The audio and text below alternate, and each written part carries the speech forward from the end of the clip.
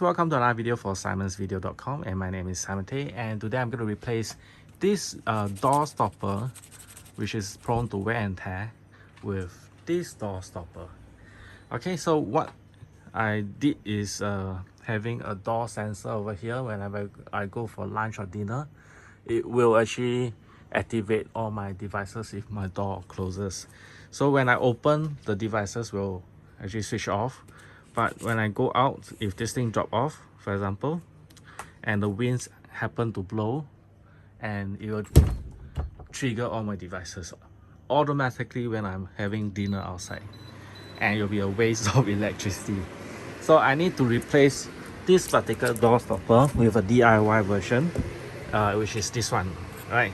So what's the difference between that and this is because using a hard styrofoam cut into an L shape, which have the exact length from this edge to this edge.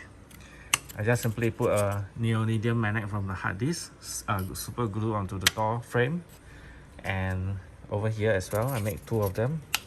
You can just simply use one if you want, right? You do not need to have two of them, but I just lessen the load. The reason why this is better is because the whole hard styrofoam is blocking at the edge here, is pushing against the door over here.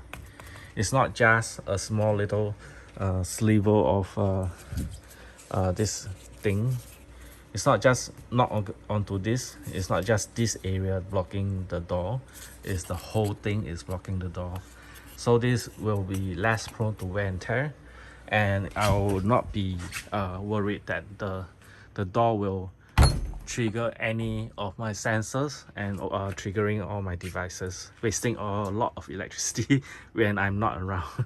So this will be a much better replacement than this. All right, yay.